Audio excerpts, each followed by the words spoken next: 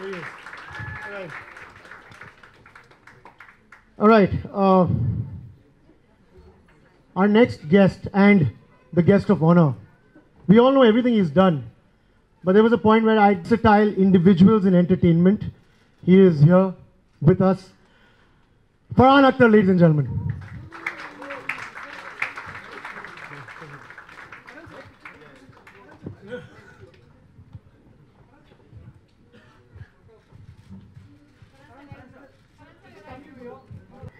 So quite a few years back, and it's been something which has been festering in your mind for a while. You had an opening scene, which is, I think, the prologue of the book. And so what's been the process from there till here? Oh, wait, I'm going to get next. There's one more. Thanks, Alec. Yeah, so I remember starting off with an idea about maybe 4 or 5 years ago, and our good friend and collaborator of many projects and all sorts of things, Somil, and I sort of thought we should write a screenplay and try and attempt a film on this subject. It was a bit of a statement we wanted to make. It was highly political. It was highly sensitive, I guess, at some level. And we started writing it as a film. We got pretty far, and then 2014 happened, and the government changed, and the country changed, and somehow we just knew that this film is not going to get made anytime soon. So we kind of abandoned that project at that point. But I felt, in the publishing world, we can still get away with a lot because, unfortunately, or fortunately, we don't have too many readers who have too many opinions all the time, like the way they have on film and cinema. So I thought, let me just go sort of under the radar and still get those ideas out in as clear a manner as possible. And so that's why I took Somil's permission to write a book on it, and he let me have it, and I did. And we're here today, so that was great. Was there any event that has inspired or triggered your curiosity? A particular event that comes to you? I think every day there are events in Kashmir, and I think we are all part of it. We are all in it. Kashmir is our problem. People don't, it's very easy to sit away from our country's issues and speculate, but I think it's very immediate. It's right. It's something that's very palpable. So there's no one event, but the more you get into it, the more you read about it and what's happening, and try and see the different points of view. I think anyone with any kind of creative streak has something to say about it. I know Farhan did. I'm just going to come to you, Farhan. You made a film called Lush, which was on a similar film, also about the protagonist kind of coming of age. And so, what is it about this issue that you feel you want to put on a film? Second film at the age of 30. Right, yeah. Firstly, my apologies for being a little bit late. I got stuck in traffic getting here. And while I was arriving here, I was going to tell Karan that his next thriller should be about a man who needs to go across Mumbai at rush hour time.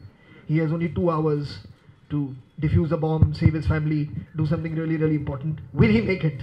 I think is a. I think everyone knows the answer to that is no. He will not die because of the traffic. It's a 5-page book. As far as Laksh is concerned, it's something that really, as an idea, was conceptualized in the mind of my father. He had been to Kargil in the year 2001, I think, for Kargil Divas, and where you lay a wreath at the memorial that's made there for the fallen soldiers. And while he was there was an officer that he met who spoke to him at length and told him, that there is so much praise for the Indian Army at this point, and people are saying that really we are like at the pinnacle of courage, the examples for of nationalism, of pride in our country, of sacrifice for our country. But it's really unfortunate that with all this praise that's coming our way, every single year the number of officers enrolling into the army seem to be becoming less and less. So it's just, people are just saying it, but nobody's really following up, on it. And that's when he decided he wanted to write a film that would inspire people to join the army, and that's how luck started. Of course, making it was an eye-opener for me, because there's nobody really from my immediate family who has any kind of army background. So I had to learn a lot about it. And when you learn, I mean, you realize, most importantly, the serious amount of pride that those people have, you know, in their country, in their people, in their national identity. And it doesn't matter where you send them. You know, you could send them to Kashmir, you could send them to different parts of India, you could send them for emergencies, for relief work, and they're always there, no questions asked, you know, to really serve us, you know, so that we have more comfortable, easier lives. And that was my biggest learning really from it. So it's very different from the book, you know, I mean, it's a very different experience, but it was truly a lot of learning for me about that region, and of course about the army. So as a writer, you are both prolific writers now, and so how does your process go about, you know, when you have to write a book? You know, writing a film is, a lot of people get involved, there's a collaboration that happens, but in a book it's just you alone, kind of just going down with it. So please tell us a little about that. Yeah, I mean, I really enjoy writing. That's my favorite process of filmmaking also, amongst so many things that happen in film. And one of the most fun things about writing and collaborative writing, especially like in a writer's room sort of setup, is it's a lot of physical workout, because you end up beating the other guys up for like that one line or that one idea, and you're always wrestling, and you are walking out and throwing things and throwing tantrums. So that's really fun, and it's for the best. I mean, you just get the best of the ideas sort of filtering through, right? With the book, it was, I just wanted to try something, so I just, you know, locked myself up in a room for a while, on and off, in between filming or writing other things, and I just let it come together like the way I wanted it, and I didn't get too many opinions on it, like unlike film where a lot of people have a say in what you're writing and things, because it's reaching out to a much larger audience. There's a lot more at stake over there. So I just wanted to do this in my little personal way. This is my thing. I just, you know, wanted to get it out. It's incredibly lonely, and well, and you're just tearing yourself up, and you have a lot of self-doubt sort of creeping in at every moment. I think there are lots of writers here, so they know what I'm talking about, and you know, you just have to go with it. Sorry, but if I may add, you know, I feel like as lonely as the process is physically, you're never really alone, you know, because you're constantly with the characters that you're writing. And like he said, I mean, like you argue with, if you're working with co-writers, you argue and you debate with them. Similarly with characters when you're writing, you know, I mean, the same thing happens even with that, because at times you'll write stuff and then you come back the next day and, you know, you read a page and you're like, yeah, what is this? You know what's going on. So it's interesting, and you actually are hardest on yourself in writing.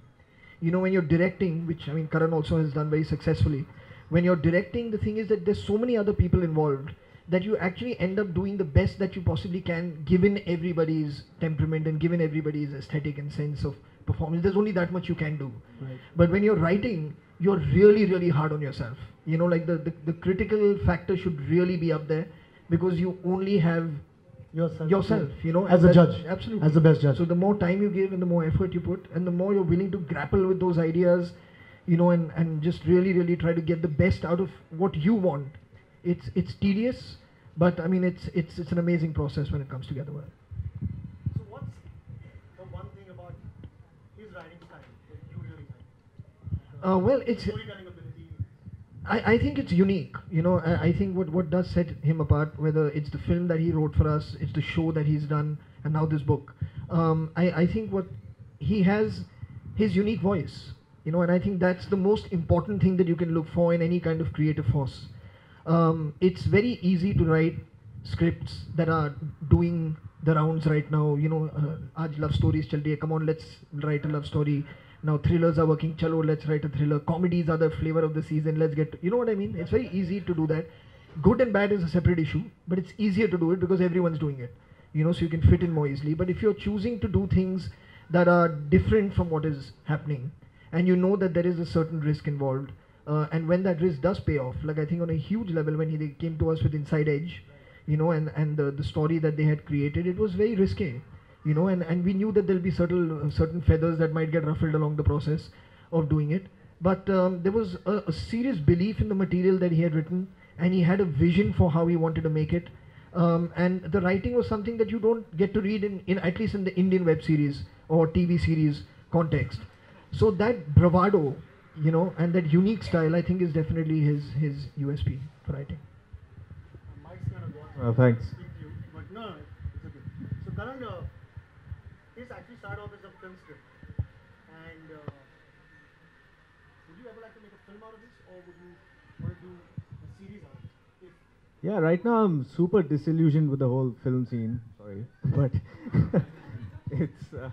I just enjoy this whole series thing a lot. It's like, why tell a story in 2 hours when you have 10 hours to develop your characters, and they don't even have to go from like a start to an end, and all film sort of follows some kind of formula, whether it's like a setup, and then you have a crisis coming in, you have a resolution, and then you have a climax. So none of that applies in a series. Yeah, and then you have to do many things around it, like put in songs and things like that. Not always, but the bigger the film, the more safe I think you have to be with it. I think with the series there's a lot less pressure, and above all, I think it's just so much. It's easier in terms of how liberating it is without Alaj Nani sort of looking over your shoulder, and even while writing a script, you're thinking, what will the censor board say about it, and just the natural way I think people speak, for example, you want to capture that. You can't do that in film or screenwriting, I think, enough. So there's a certain template that goes into filmmaking because of many extraneous factors that should not be there in the first place, especially with censorship. And I think that, well, so far, there's none of that happening. So yeah, so any day I think a book like this would make a very interesting series, like in the Homeland kind of space. All right. Yeah.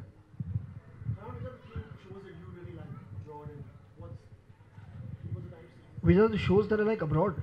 Well, I've been watching many over the years. The one that I've recently watched and I've enjoyed very much is Mindhunter. Yeah, that's the one. I've just kind of finished the first season watching that. So that's the most recent one, I think.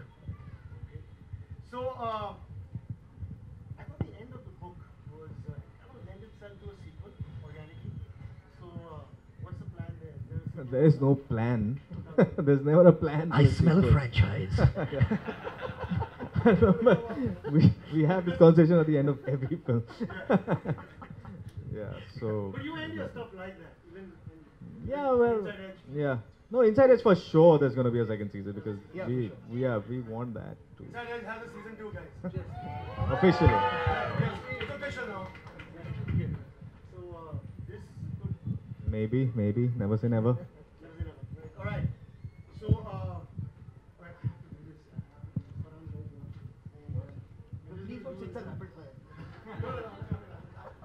So, we have a little thing which is kind of written for the book, which I'm going to read out as a trailer for a movie. And I'm just going to do it in a.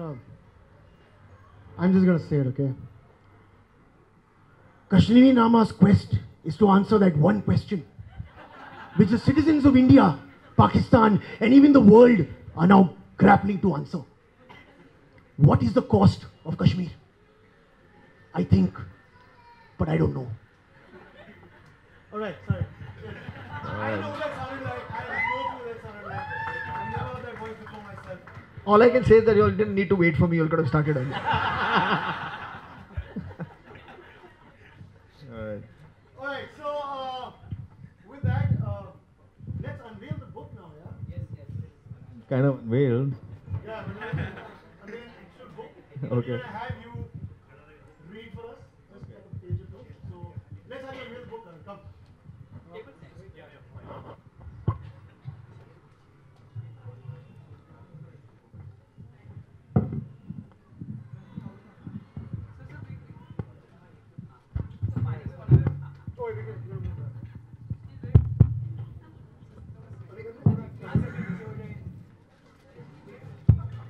All right.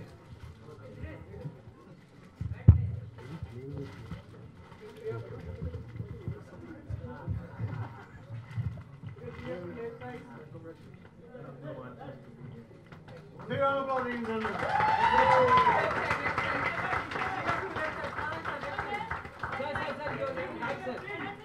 Sir, your right, sir. The left side. Three of you left side. Sir. Alright, sir. Left side. Right side. Left side, sir. The left side. Sir, यहाँ पे left side, sir, यहाँ पे. And now keep the video. Focus यहाँ पे. Okay, good. Look back. Thanks. Sir, आप.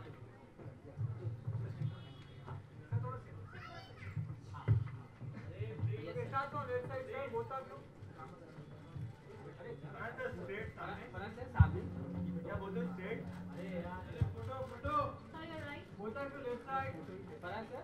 Both of you left side. Sir, you're right. Both of you left side. Okay. Thank you. Okay, Karan, so we're going to ask you, oh, that's the one. That's the copy that we're going to get. Yeah, fine.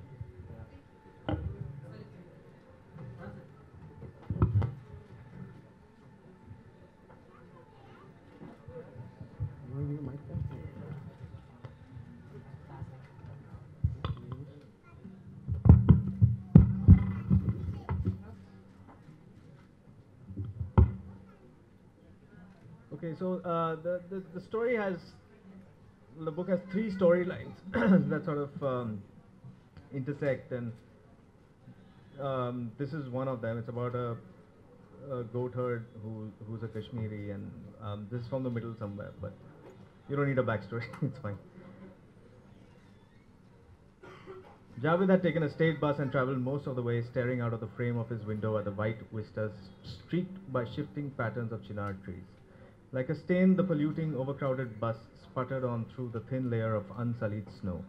The Kashmiris, nestled in layers, rode without any sign of remonstrance. Only once were they stopped and made to walk in a single file across an army checkpost. They were asked to wait unmoving in the open as snowflakes collected on their shoulders. The bus was swept for subversive activity.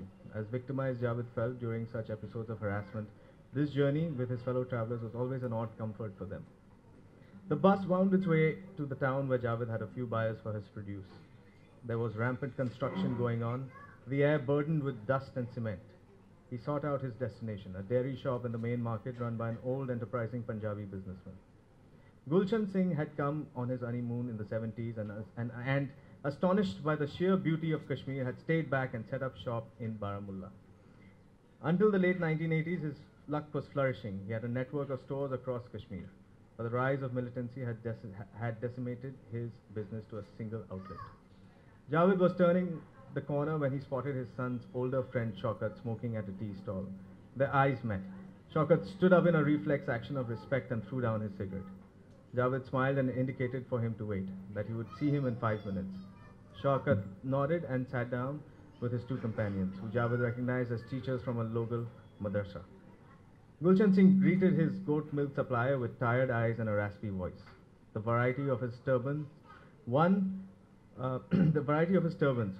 hue of the rainbow for each day of the week in his early years, were now restricted to gloomy shades. His shop had remained unchanged for 2 decades. The stainless steel containers for milk and the large brass trays for curd were as shiny as always, but his walls had decayed at a pace invisible to him and his regular customers, much like his smile that was now stockaded by wrinkles. Javed Saab, you've been missing. I haven't seen you since Friday. 40 years, and he hadn't lost his accent. Khurram, my son, he's not well, and Javed brought out his produce. He didn't need to vocalize the rest of the thought. It was self-explanatory in the amount he had to proffer. Gulshan Singh looked up with surprise. Is this it? For this week, yes. I need to keep some in stock for Khurram. But this will hardly be enough for 3, maybe 4 customers. The shopkeeper weighed the milk and transferred the contents to his drums. Then he took out his creaking, rusting money box and rummaged in it for some currency and coins. Javed acted as if he trusted the amount he pocketed, but attempted a quick mental calculation. It was less than 100 rupees. Javed bhai, I hope we can have more next time. Yes. Javed's expression betrayed him. Gulshan Singh regretted his reproach. At the tea stall, an unpainted brick hole in the wall, Shaukat waited for his friend's father on the only bench available. When he spotted him, he reached over and picked up 2 steaming cups from the counter. Javed gratefully accepted it and took a seat. He looked around. The stall owner had his nose buried in the Urdu newspaper as a folk program played on the radio. There were no other patrons. How's Khurram, Chacha? The fever comes and goes. Do you have enough medicines? If you want, I can ask the Hakim to... No, Shaukat, I'll manage. Yes, Chacha. I want to tell you something. Once again, Javed scanned for flies on the wall. Listen, Shaukat, I overheard the conversation last evening. Without missing a beat, Shaukat nodded. It was tragic. The army bastards. I'm sure he wasn't... You know that's not what I'm referring to. Javed was stern now, losing patience. Asking him to make himself useful and whatnot. Now listen to me, Shaukat. Listen carefully. I never ever want you near my son talking about such things, about taking this path. In fact, it would be best if you stayed away from him entirely. He paused. Shaukat had that look of defiance that he had seen on the faces of so many Kashmiri teens in the last 30 years. I want him to have a good education. I want him to make something of his life, get out of that village, go into the world, become a man with a legacy. You must understand this is my dream, like every other parent. I cannot have him join your cause, a cause he doesn't even understand yet. I don't want him to throw stones at an enemy that will crush him with their might. We don't want him to throw stones. We are past that point in our fight now. There's glory and money in what we're asking of him. And as for not understanding, with all due respect, Chacha, that is on you. Javed ignored the accusation. He did not need this upstart to explain to him how to raise his son. If Shaukat was looking for intent in the man, he was going to get it. Now, said Javed, treading with care. Keep Khurram out of this. Tell me everything. I want to volunteer for whatever it is that you're planning with your friends. So that was one chapter. Is that enough? Actually, this is one of the slower chapters. Like the rest of it is a lot of action and, it's more fun to read than to have me say all that.